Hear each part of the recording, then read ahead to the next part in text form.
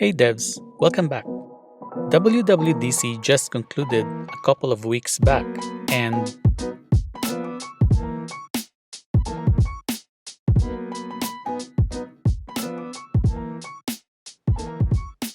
okay, as usual, it is packed. I always wonder how one can keep up.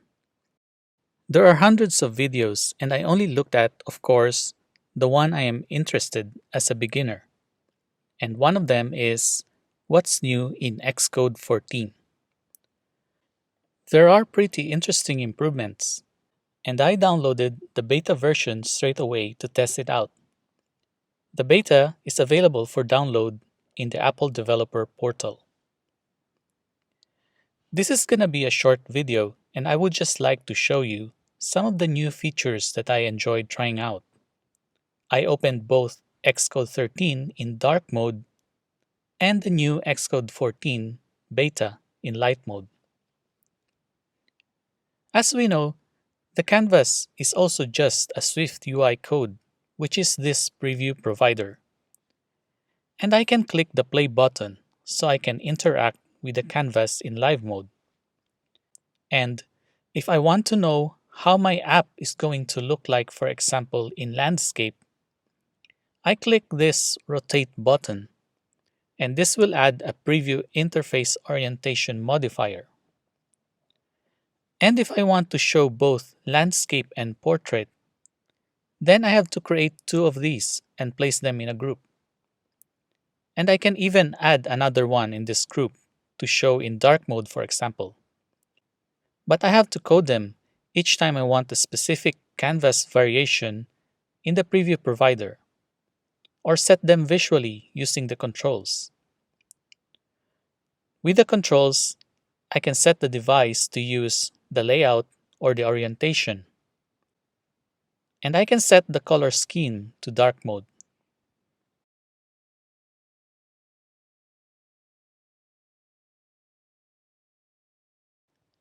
On the right bottom, I also have the zoom controls that I can zoom in and zoom out or show in its original size, which is 100%. Now, let's have a look at here on Xcode 14. The zoom controls are still there, but it no longer shows the percentages. Instead, there is only the plus and minus signs for zoom in and out, and the reset zoom that brings it back to its normal size. I can still interact with the device buttons as well. On the lower left-hand side, there are now totally different controls. There is live, selectable, variants, device settings, and preview on device. The canvas is now always in live mode, and I can always interact with the UI and with the buttons. There is no turning off of live mode. And I can also choose different variants. For example, if I want to see how my app will look like in both dark and light modes, I can now choose the color scheme variants. And I can select a particular canvas to view it closely. I can also choose orientation variants if I want to see in portrait and landscape modes.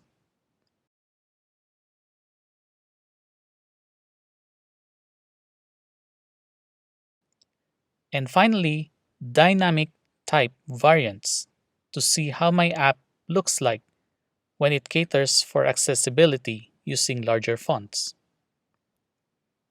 And I can change further the canvas device settings, and this will change the appearance of all the different variants. I can change all of them to be in dark mode or all of them to be in landscape.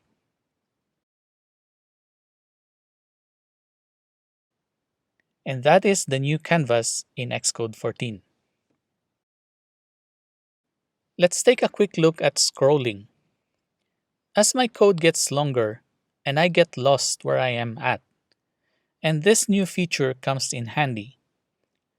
Currently, there are breadcrumbs here at the top, or I can open the minimap, both of which are helpful to show me where I am at.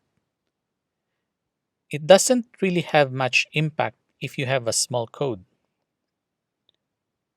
But here in Xcode 14, as I scroll along code, it shows at the top the current definition of the visible code.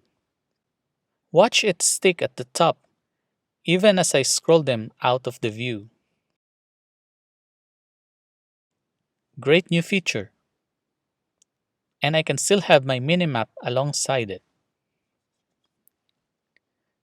Another handy feature is auto indentation.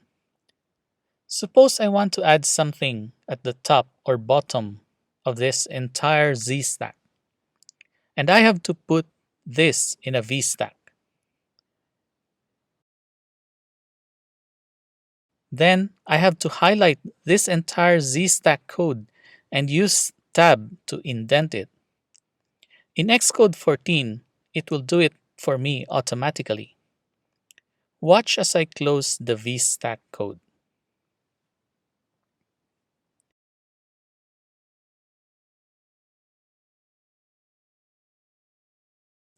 Next is app icon.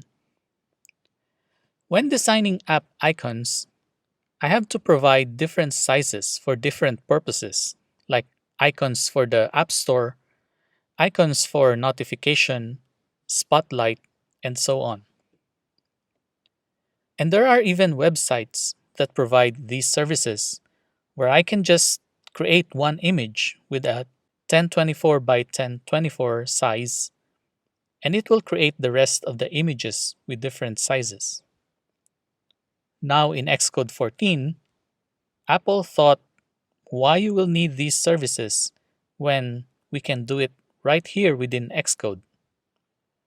So now I don't have to provide the other sizes. All I need is just this one big 1024 by 1024. There is a small improvement as well on the supported destination. It is now easier to add or remove device destination, and even selecting a run destination from the long list of simulators. It is now improved with a filter and with recent device.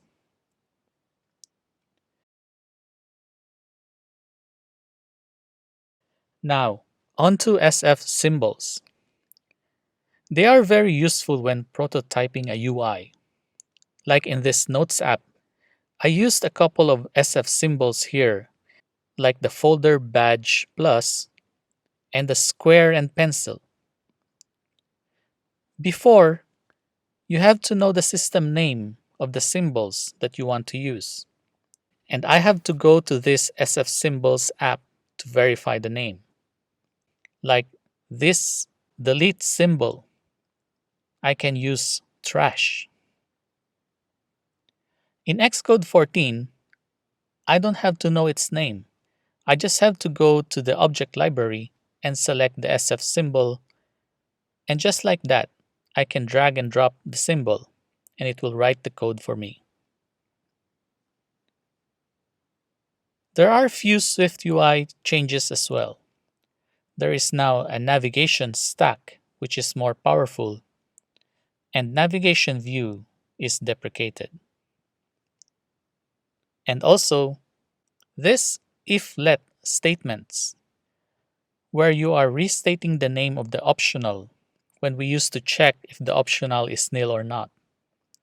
Instead of introducing another variable with if-let, you can now check that existing name instead.